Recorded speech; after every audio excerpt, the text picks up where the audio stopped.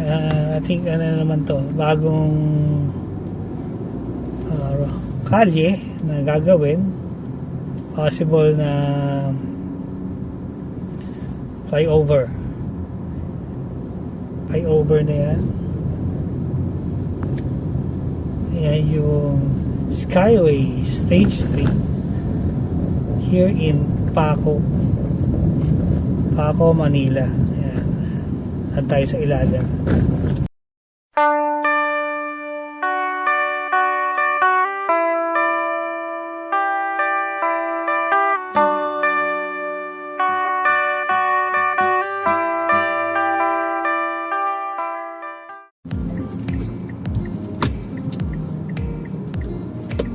Continue on Paco Star Mesa Road for 2 kilometers. Hello guys, dito tayo sa Paco Santa Mesa Bridge.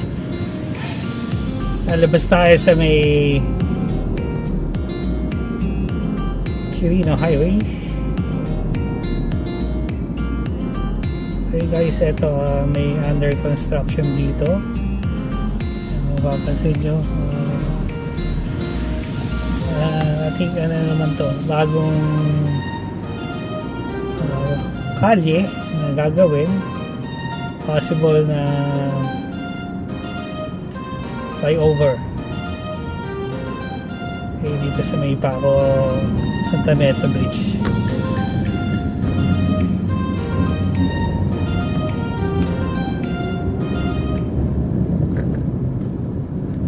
Ayan guys, not sure lang kung hanggang saan tatago siya. For sure bagong construction siya. So yung kabilang lane dito hindi ginapagamit for lang din, for sa mga joggers nagagamit niya for the meantime, pero yan, daanan din yan yung kabilang lane sa right side. So yung isang lane dito, itong lanes dito, yung ruta dito, ginawa nilang two-way.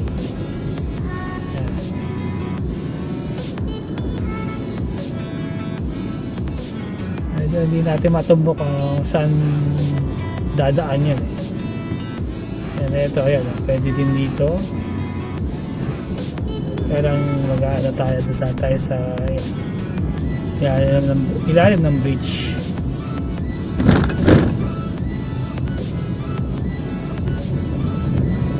Okay, nasaan na pa rin tayo guys, nasa Manila na tayo.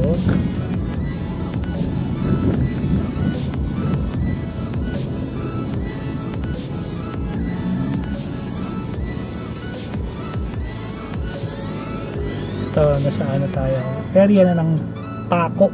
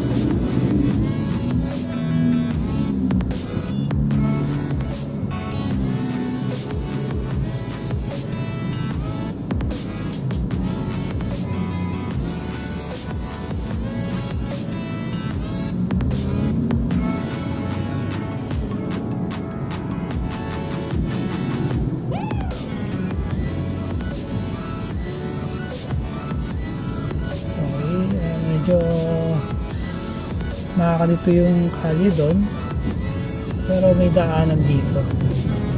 Ay, nakita nyo yung double decker na flyover na yan. Yan yung Skyway Stage 3 here in Paco, Manila. Ayan. At tayo sa ilalim. So na-picture ko na ito last time, pero gabi. So ito yung itsura ng ilalim ng Skyway here in Paco. So malaki pa yung mga open field dito.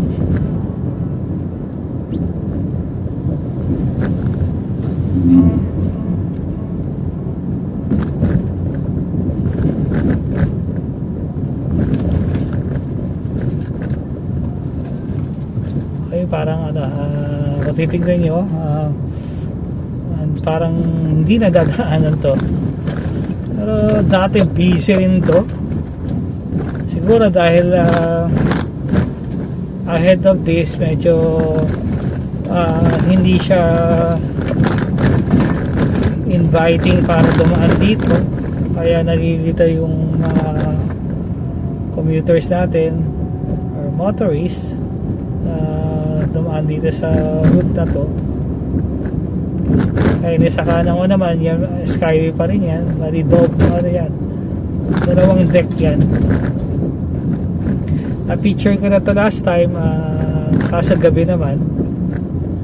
Ayan, umaga. In 200 meters, turn right onto Quirino Avenue, C2. Okay. Diretso tayo sa Quirino Avenue.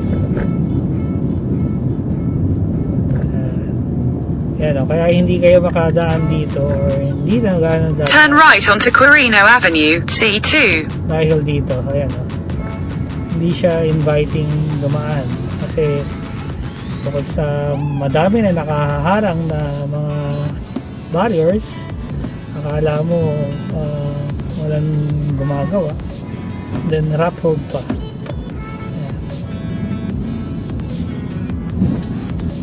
Yan yung isa sa mga dahilan na akala mo walang calorie. Ito pag ano to guys, pag galing kayo ng Makati or South Road, Continue on Metro Manila Skyway for 7 kilometers.